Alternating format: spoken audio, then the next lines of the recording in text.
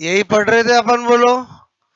इसमें पहले gametogenesis, spermatogenesis, oogenesis पढ़ा। आज हम क्या पढ़ रहे हैं, बोलो? सेकंड क्रिया जिसका नाम क्या है? फर्टिलाइजेशन। ठीक है, निषेचन। अच्छा, पहला पॉइंट, फर्टिलाइजेशन क्या होता है? तो मैंने कहा स्पर्म, ठीक है, मतलब male gamete. Male gamete, male gamete कौन होता है? स्पर्म, ठीक है।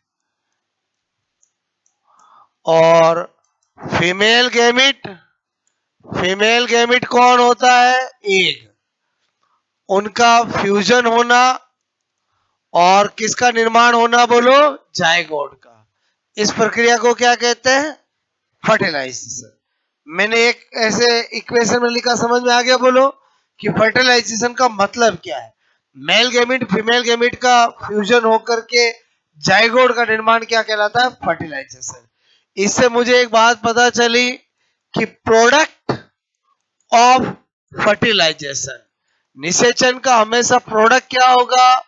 आप कहोगे क्या होगा? जायगोट होगा। क्या होगा? जायगोट। हिंदी में क्या कहते हैं? युग्मनज। ठीक है, बोलो, बात समझ ना? ओके। और युग्मक किनको बोलते हैं? इनको बोलते हैं। हिंदी के चक्कर में नहीं पढ़ना है।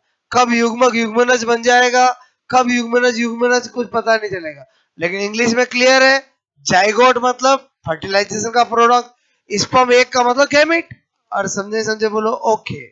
इधर देखो साइट, कि भाई ये कहां पर होगा?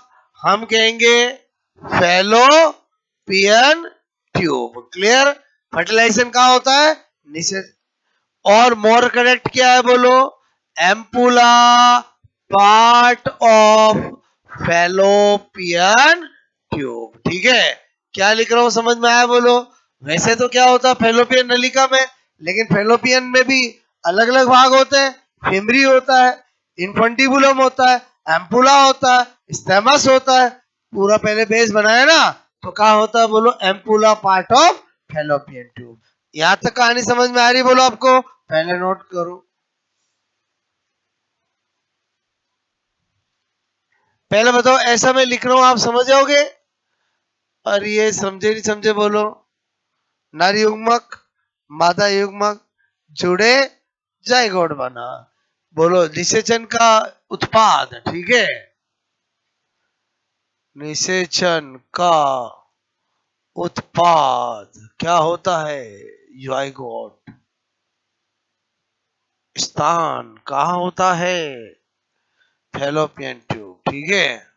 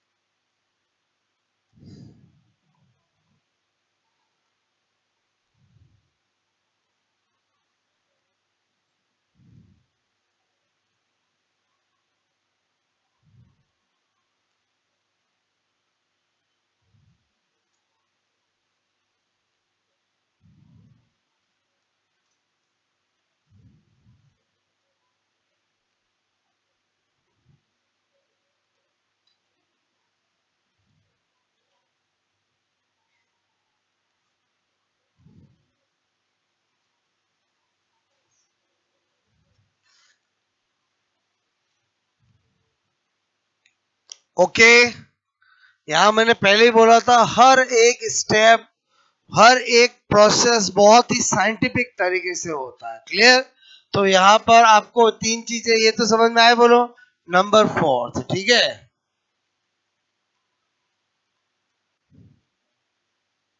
ओके, हो गया नोट, बोलो।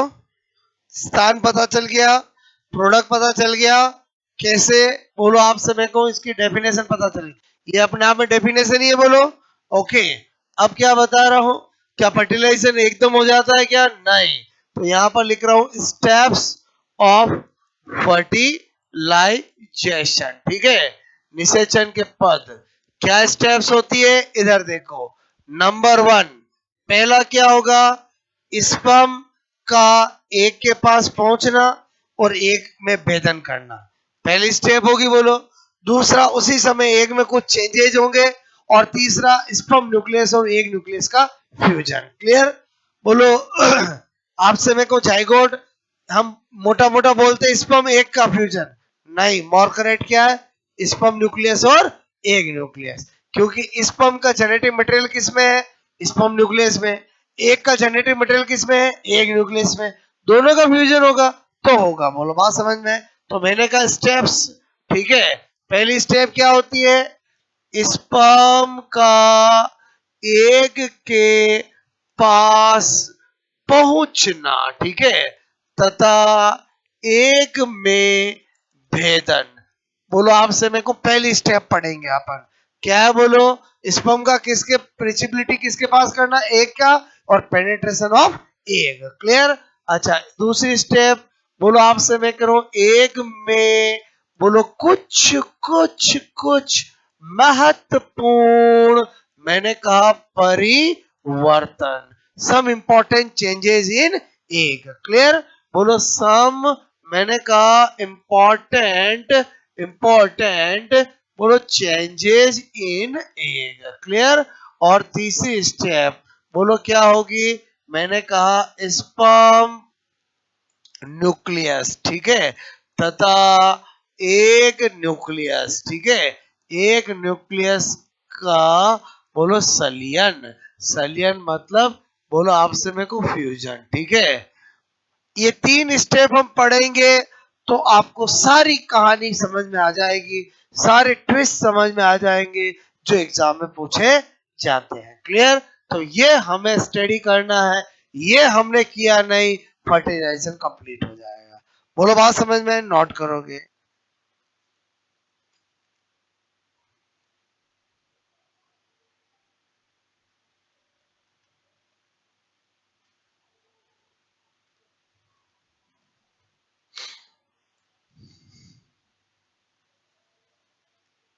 बेदर मतलब क्या, पेनिट्रेशन ऑफ एग, ठीक है, पेनिट्रेशन ऑफ एग, और ये क्या है, fusion between sperm nucleus and egg nucleus.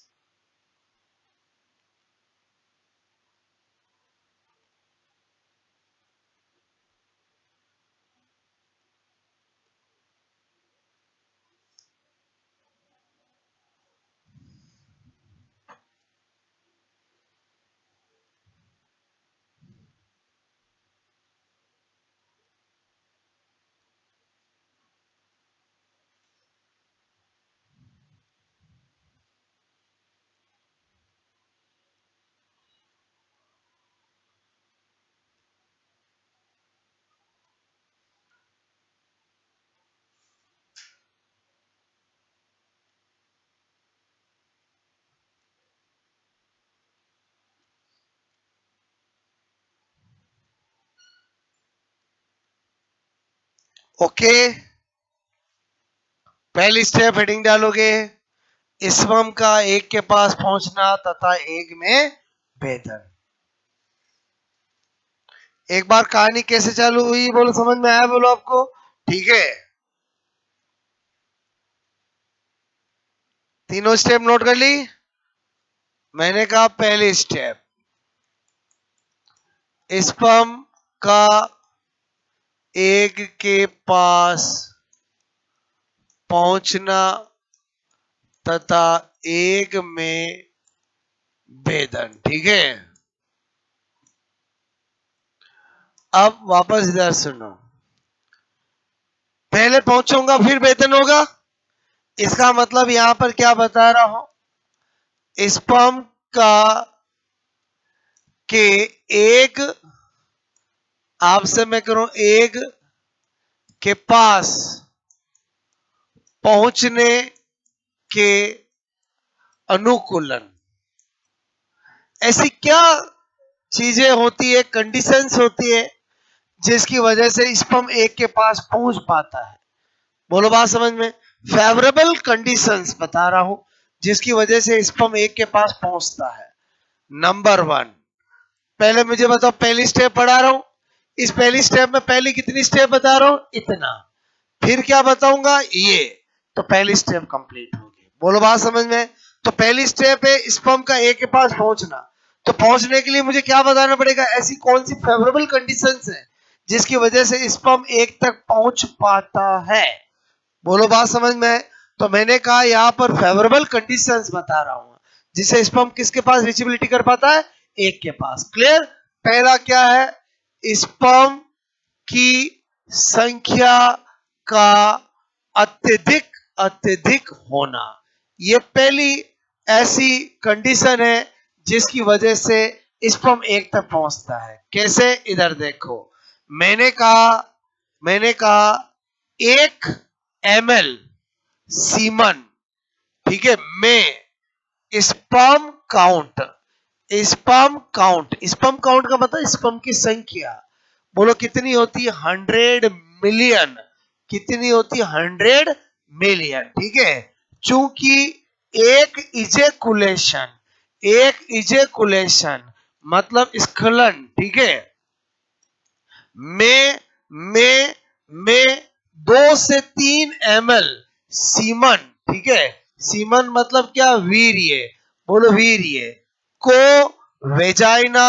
Vagina मतलब योनि, ठीक है, में, बोलो आपसे मैं को रिलीज मतलब छोड़ा, ठीक है, जाता है। ओके, रिलीज किया जाता है। तो इसका मतलब इस डाटा से क्या पता प्रमाण चला कि वास्तव में स्पर्म की संख्या बहुत ज्यादा होती है। ये एक फेवरेबल कंडीशन है। बोलो फेवरेबल कंडीशन नंबर 1 समझ में आए? स्पर्म की संख्या का अत्यधिक होना। यहां पर क्या बताया? 1 ml सीमन में कितने स्पर्म होते हैं? बोलो कितने होते हैं? 100 मिलियन। तो एक एजेकुलेशन होगा तो कितना ml सीमन छोड़ा जाता है वेजाइना में? 2 से 3 ml। तो अतः स्पर्म की संख्या कितनी हुई? 200 से 300 मिलियन। बोलो बात समझ में। दूसरी कंडीशन जिसकी वजह से स्पर्म एक तक पहुंचता है, एक की साइज, बोलो का बड़ा होना, ठीक है। बोलो आपसे मैं करूं, ये भी एक फेवरेबल कंडीशन है। बोलो स्पर्म की तुलना में एक की साइज क्या होती है? बहुत बड़ी होती है, ठीक है। स्पर्म आपसे मैं कहूं कि तुलना में एक की साइज बहुत बहुत बड़ी होती है, ठीक है। इधर ध्यान दो, मैं आपको कहूं इस दीवार में एक छोटा सा बिंदु है, उसको ढूंढना है। मैं आपसे कहूं एक बड़ा गोला बना दूं, उसको ढूंढना है। बताओ कौन सा आसान होगा? बड़ा गोला। यही किसके साथ होता है? स्पर्म के साथ होता है। मेरी बात समझ में? इस दुनिया में सबसे बड़ा एक किसका होता है? ऑस्ट्रिच का, शुतुरमुर्ग का होता है। देखा किसी ने? अगर नहीं देखा हो, इसी संडे को जाना गुलाब बाग में। कहा जाना? गुलाब बाग में। वहां पर एक जू है, और है कि नहीं है, वहां पर शुतुरमुर्ग के, बोलो, खुले बड़े बड़े अंडे मिल जाएंगे। शुतुरमुर्ग 4-5 दिखेंगे, अंडे 20-25 दिखेंगे। आपको बोलो फीलिंग्स हो जाएगी, हाँ सर ने कहा था इतने बड़े बड़े अंडे होते हैं। किसके? बोलो शुतुरमुर्ग के। बोलो बात समझ में। और ह्यूमन की एक तो बहुत छोटी साइज का होता है, माइक्रोस्कोप से दिखता है, और शुतुरमुर्ग का खुली आंखों से दिखता है। बोलो बात समझ में। दुनिया में सबसे बड़ा अंडा किसका होता है? ये क्वेश्चन आता है एग्जाम में। किसका होता है? ऑस्ट्रिच का। और बोलो मेल का, फीमेल का? फीमेल का। ये तो पक्का दिमाग में रखना है। बोलो बात समझ में आए? समझे नहीं समझे बोलो। शुतुरमुर्ग का अंडा सबसे बड़ी साइज का होता है। क्लियर? गुलाब बाग के जू में जाओगे, बोलो आपसे शुतुरमुर्ग के एरिया में बड़े बड़े आपको एग मिलेंगे। इधर आ जाओ। क्लियर? दूसरी फेवरेबल कंडीशन समझ में आए? तीसरी फेवरेबल कंडीशन पहले समझो। मैंने कहा स्पर्म तथा एग, ठीक है, कि सरफेस, सरफेस मतलब सतह, ठीक है, पर कुछ विशिष्ट, मैंने कहा प्रोटीन, ठीक है, specific protein, specific specific protein, ठीक है, बोलो प्रोटीन का उपस्थित होना, ठीक है, उपस्थित होना, ये भी ये भी फेवरेबल कंडीशन है। क्लियर? तो मुझे क्या पता होना चाहिए कि भाई एक की सरफेस पे कौन सा प्रोटीन है, स्पर्म की सरफेस पे कौन सा प्रोटीन है, ठीक है। तो एक मतलब सारी चीजें मैं कहानी के थ्रू निकाल रहा हूं, बोलो फैक्ट्स नहीं लिखा रहा हूं, बोलो बात तो आपको चीजें याद होगी। क्लियर? तो मैंने कहा एक प्रोटीन, ठीक है, एक सरफेस प्रोटीन का नाम होता है फर्टिलाइजिन। कौन सा होता है? फर्टिलाइजिन। और स्पर्म, बोलो आपसे मैं कहूं प्रोटीन कौन सा होता है? एंटी एंटी फर्टिलाइजिन, ठीक है। बोलो आपसे मैं कह रहा हूं एंटी फर्टिलाइजिन, ये क्या लिखा बोलो? फर्टी, बोलो फर्टिलाइजिन, ठीक है, फर्टिलाइजिन, ठीक है, प्रोटीन। ये किसकी सतह पे होता है बोलो? किसकी सतह पे होता है? एक की सतह पर। और स्पर्म की सतह पर कौन सा प्रोटीन होता है? एंटी, बोलो मैंने कहा फर्टिलाइजिंग प्रोटीन। समझ गए बोलो? अब आपसे मैं कह रहा हूं इन प्रोटीन की तुलना बोलो लॉक और की से की गई है। बोलो लॉक और की से कही गई है। अब आप मुझे बताओ ताले में चाबी जाती है कि चाबी में ताला जाता है? पक्का? अच्छा, आपसे पूछा जाए इनमें से कौन सा प्रोटीन लॉक है और कौन सा की है, बता सकते हो? और स्पर्म में एक जाता है कि एक में स्पर्म जाता है? एक में स्पर्म जाता है। इसका मतलब हुआ ये लॉक हुआ कि की हुआ? लॉक। Very good. और ये क्या हुआ? की। मतलब क्या बताना चाह रहा हूं, इन्हीं प्रोटीन की तुलना किससे की गई है? और बोलो को समझ में आया कि नहीं आया बोलो? मेरे कहने का मतलब ये भी फेवरेबल कंडीशन है जिसकी वजह से स्पर्म एक के पास पहुंचते हैं। फेवरेबल कंडीशन बता रहा हूं कि वो कौन कौन सी फेवरेबल कंडीशन है जिससे स्पर्म कहां तक पहुंच पाता है? कहां तक पहुंच पाता है? एक की वजह। तीन कंडीशन बताई। पहला क्या बताया? स्पर्म काउंट का ज्यादा होना। दूसरा क्या बताया? एक की साइज का बड़ा होना। तीसरा क्या बताया? स्पर्म और एक की सरफेस पर कुछ स्पेसिफिक प्रोटीन का होना। क्लियर? जिसकी तुलना किससे की गई है? लॉक और की और लॉक से की गई। चौथी फेवरेबल कंडीशन क्या होता है बोलो? मैंने कहा स्पर्म तथा एग की सरफेस सरफेस पर, बोलो आपसे मैं कह रहा हूं विशिष्ट विशिष्ट हार्मोन, ठीक है, हार्मोन। मैंने कहा स्पेसिफिक हार्मोन, समझ जाओगे बोलो? स्पेसिफिक हार्मोन, ठीक है, बोलो का बोलो उपस्थित होना, ठीक है। इंग्लिश में बोलो तो समझ गए? presence of specific hormone on surface of sperm and egg, presence of specific protein on आपसे egg and sperm surface। Clear? इधर आ जाओ। फिर मैंने कहा जब स्पेसिफिक हार्मोन है तो उनका नाम भी पता होना चाहिए, तो यहां पर क्या लिख रहा हूं? एग सरफेस आपसे मेरे को हार्मोन। क्लियर? ओके। और मैंने लिखा स्पर्म सरफेस हार्मोन। एग की सरफेस में जो हार्मोन होता है उसको बोलते हैं गाइनोगेमॉन्स। क्या बोलते हैं? गाइनोगेमॉन्स, ठीक है। अच्छा, स्पर्म की सरफेस में जो हार्मोन होता है एंड्रोगेमॉन्स, ठीक है। बोलो आपसे मैं कहूं, मैंने कहा ये तो याद रखना बहुत आसान हो गया। और कैसे हो गया? क्योंकि आप जानते हो एंड्रो वर्ड किससे रिलेटेड होता है? मेल से। और गाइनो वर्ड रिलेटेड किससे होता है? फीमेल से। और समझे समझे बोलो? या तो सेटिंग की जरूरत ही नहीं है, अपने आप सेटिंग मिल रही है। और समझे समझे? आज मैं आपसे कहूं एंड्रोजन एंड्रोजन एंड्रोजन किसका हार्मोन है? मेल का फीमेल का? मेल का। और टेस्टोस्टेरोन का दूसरा नाम होता है ना। मेरी बात समझ में आए बोलो? ओके। ये चारों फेवरेबल कंडीशन समझ में आई बोलो? पहली स्टेप का आधा भाग बताया मैंने, फटाक से नोट करो।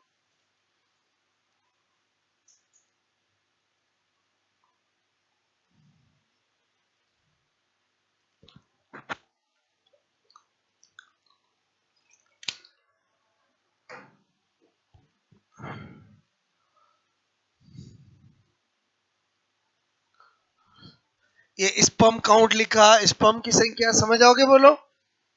टर्मिनोलॉजी तो साइंटिफिक लिखनी पड़ेगी ना, बोलो बात समझो ना? ठीक है, स्पर्म काउंट का मतलब समझते हो ना, कि 1 ml सीमन में कितना स्पर्म होता है, ठीक है। ये 100 मिलियन आइडियल डाटा लिखा है, बाकी जनरली 50 से 60 मिलियन मिलता है, ठीक है।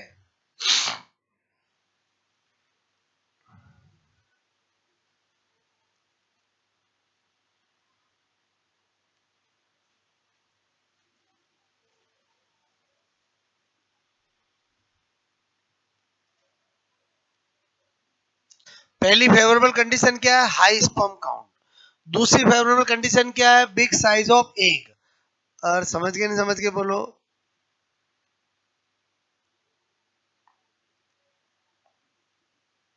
सबसे बड़ा अंडा किसका होता है, ऑस्ट्रिच, हिंदी में शतुरमुर्ग का, ठीक है। नहीं देखा हो तो देखना कभी, ठीक है। क्योंकि जो ह्यूमन का एग होता है वो तो ओवेरी में जाके देखना पड़ता है, और वो तो बहुत ही छोटी साइज का होता है, ठीक है, माइक्रोस्कोप से पता चलता है। जबकि आपको ऑस्ट्रिच का एग तो देख ही सकते हो। कबूतर कान पक्षियों के एग देखते हो नहीं देखते हो, और इतने से होते हैं। सांप का, रेप्टाइल्स का इतना सा, शतुरमुर्ग का बड़ा बड़ा एग होता है, क्लियर।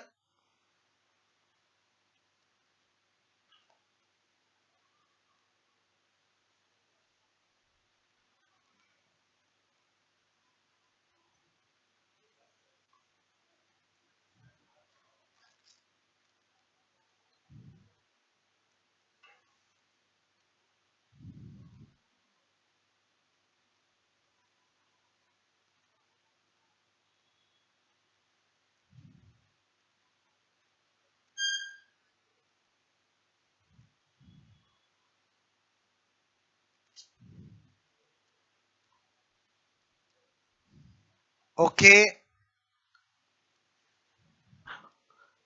हो गया ये दोनों नोट, बोलो।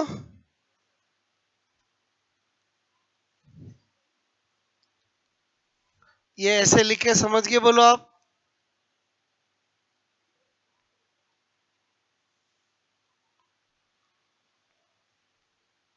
लिखो ऐसे, ताला चाबी और लॉक की, समझ गए ना।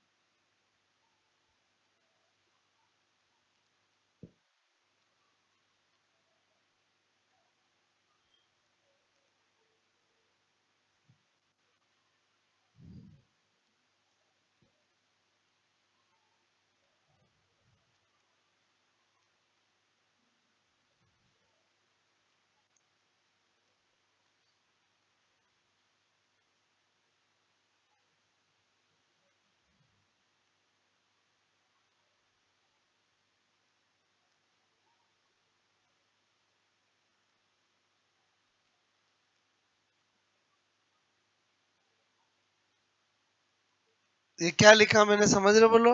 गाइनोगेमोन्स और एंड्रोगेमोन्स।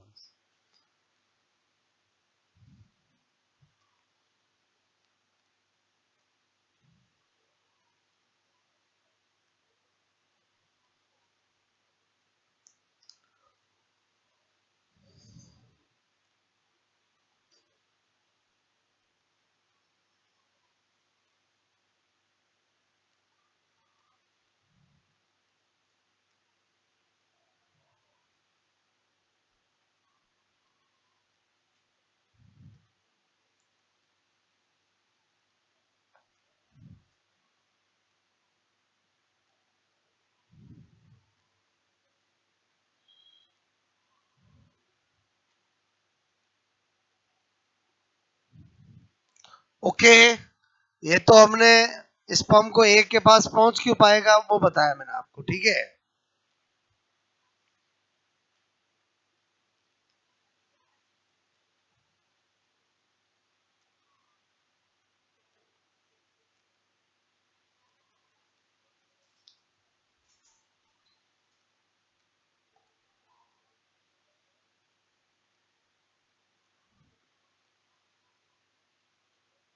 सारी बात समझ में आई बोलो आपको? अच्छा, याद रखना बहुत आसान, स्पम नाम बढ़ा के एक नाम बढ़ा, एक बड़ा नाम के स्पम नाम बढ़ा, नाम बढ़ा कौन सा?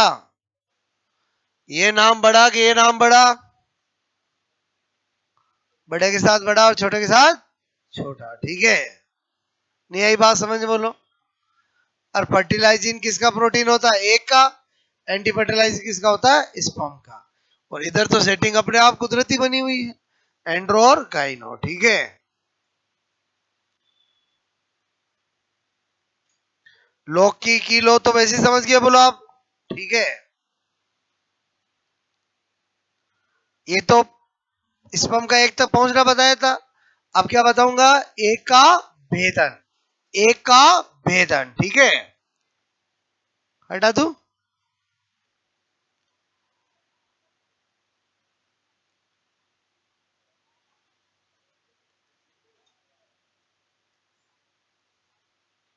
हो गया नोट बोलो?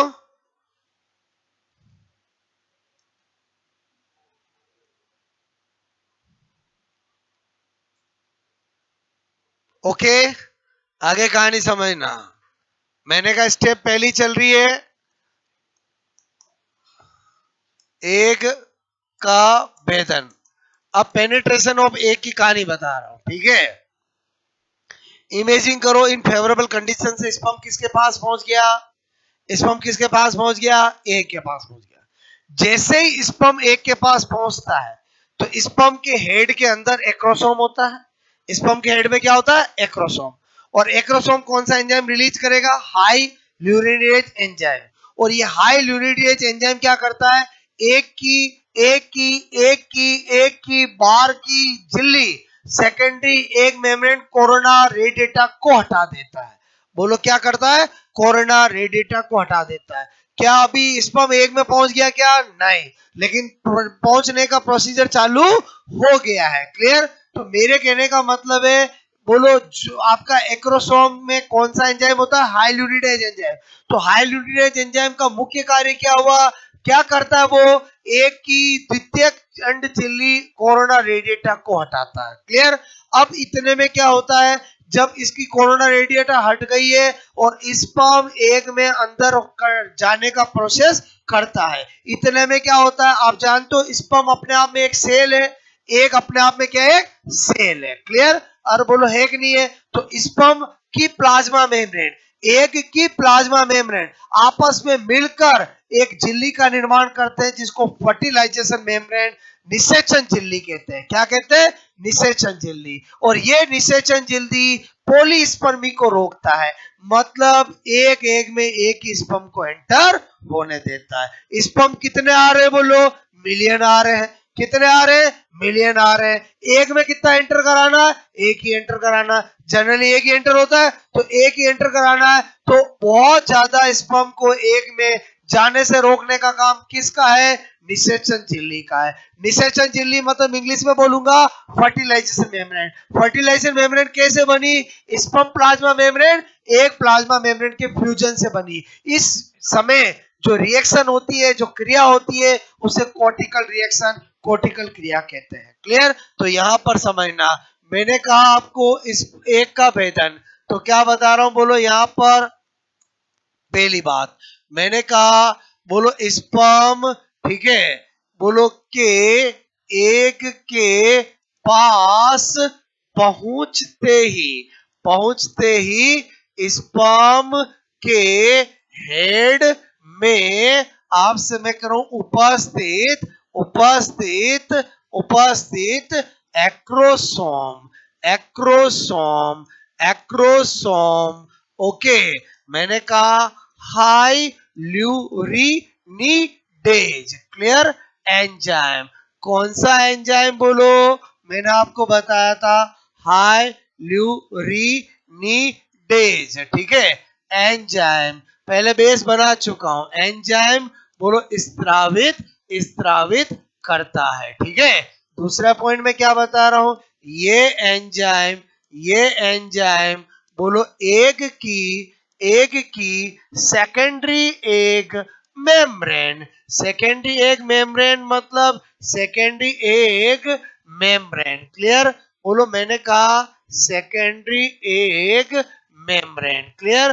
बोलो, आपसे मैं करूं अर्थात इट मीन्स, बोलो कोरोना, कोरोना रेडिएटा। ठीक है, रेडिएटा। बोलो कोरोना, बोलो मैंने कहा कोरोना रेडिएटा। ठीक है, को हटा, हटा देता, डी अटैचमेंट कर देता, हटा देता है। क्लियर? यहां तक कहानी समझ में आई? बोलो, इसका मतलब हमें क्या पता चला कि इस हाइड्रोलिडेज एंजाइम का एक्चुअल कार्य क्या है? बोलो, कोरोना रेडिएटा को हटाना। क्लियर? अच्छा, किस में हेल्प कर रहा है ये? निषेचन में। बोलो, आप सब प्रक्रिया कौन सी पढ़ रहे हैं? फर्टिलाइजेशन। ठीक है, फिर मैंने कहा इसी समय, इसी समय, मैंने कहा इसी समय, एट दिस टाइम, इसी समय। ओके, आपसे मैं कहूं एग की, बोलो plasma membrane, plasma membrane. Okay, and sperm की प्लाज्मा मेम्ब्रेन, प्लाज्मा मेम्ब्रेन। ठीक है, प्लाज्मा मेम्ब्रेन, मैंने कहा मिलकर, मिलकर निषेचन झिल्ली। बोलो निषेचन झिल्ली, बोलो निषेचन झिल्ली। इंग्लिश में बोलते हैं फर्टिलाइजिंग। बोलो, आपसे मेरे को मेम्ब्रेन। ठीक है, मेम्ब्रेन का निर्माण, निर्माण, बोलो आपसे मेरे को करते हैं। ठीक है, करते हैं। फिर क्या बता रहा हूं? निषेचन झिल्ली, निषेचन झिल्ली, बोलो के फर्टिलाइजिंग। ठीक है, मेम्ब्रेन, बोलो के निर्माण की अभिक्रिया को, निर्माण की क्रिया को, अभिक्रिया को, अभिक्रिया को कोर्टिकल, कोर्टिकल अभिक्रिया। कैसी रिएक्शन कहते हैं? बोलो कॉर्टिकल रिएक्शन। ठीक है, कॉर्टिकल, बोलो मैंने कहा यहां पर कॉर्टिकल रिएक्शन। ठीक है, रिएक्शन कहते हैं। ओके, और यहां पर नंबर 5 निषेचन झिल्ली। ठीक है, झिल्ली का कार्य हम कहेंगे पोलिस्पर्मी को रोकना। पोलिस्पर्मी को रोकना मतलब समझ गए, एग में एक से अधिक स्पर्म का प्रवेश नहीं करने देना। ये 2 बार एग्जामों में क्वेश्चन पूछा जा चुका है। जो फैक्ट्स हैं उनको कहानी में ध्यान रखोगे, स्टोरी में तो चीजें ध्यान रहेंगी। मैंने कहा, बोलो आपसे मैं करूं पोली स्पर्मी। ठीक है, स्पर्मी, आपसे मैं कहूं क्या लिखा? बोलो पोली स्पर्मी। ठीक है, बोलो को रोकना। ठीक है, रोकना, इट मीन्स अर्थात, अर्थात, बोलो एक में, एक में एक ही स्पर्म, एक ही स्पर्म को प्रवेश आपसे मैं कहूं करना, कराना। ठीक है, एक ही स्पर्म का, का मैंने कहा प्रवेश करना। ठीक है, बोलो आपको यहां तक कहानी समझ में आई? बोलो, क्या अभी भी स्पर्म पूरी तरह से एक में चला गया है क्या? नहीं। बोलो बात समझ। अब दूसरी स्टेप आएगी, एक में कुछ महत्वपूर्ण परिवर्तन। क्लियर? तो आप यहां से नोट करो।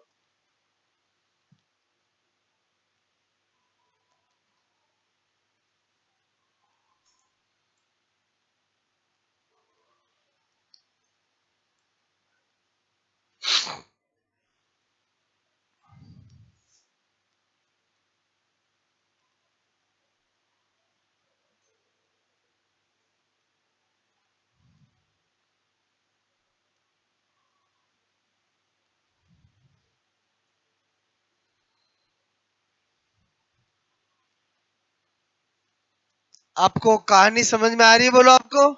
ठीक है,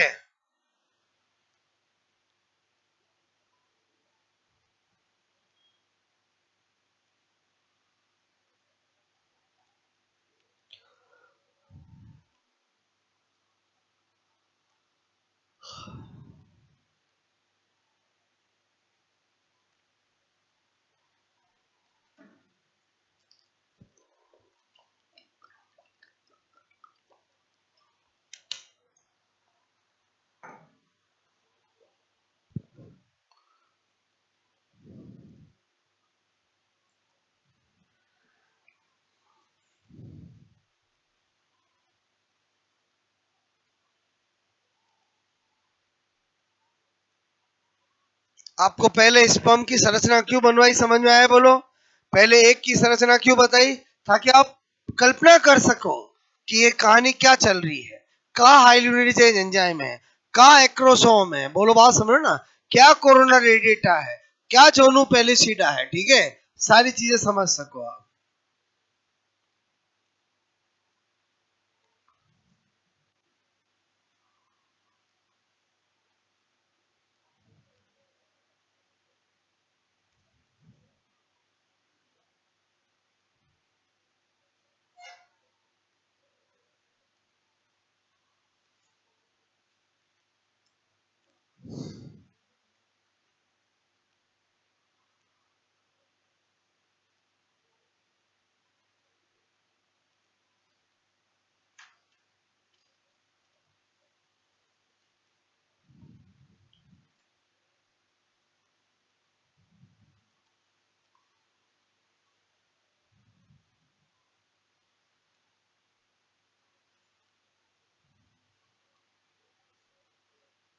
okay,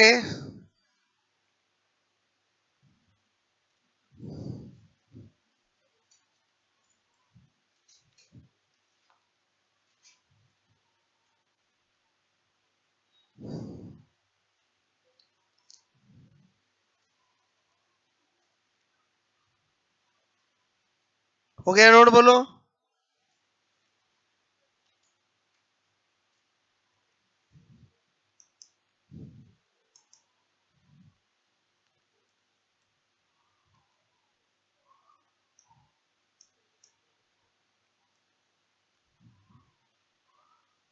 formation of fertilisation membrane, बोलो कौन सी रिएक्शन कहलाती है? बोलो कॉर्टिकल रिएक्शन, ठीक है।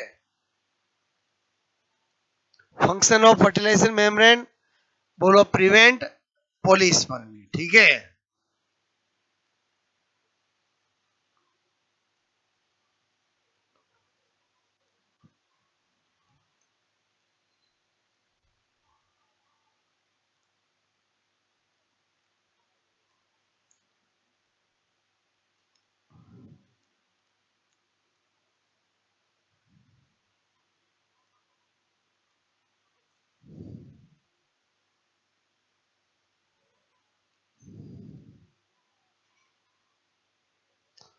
अभी स्पर्म एग में प्रवेश नहीं किया है, बोलो प्रोसीजर चालू हो गया है पेनेट्रेशन का, बात समझो ना।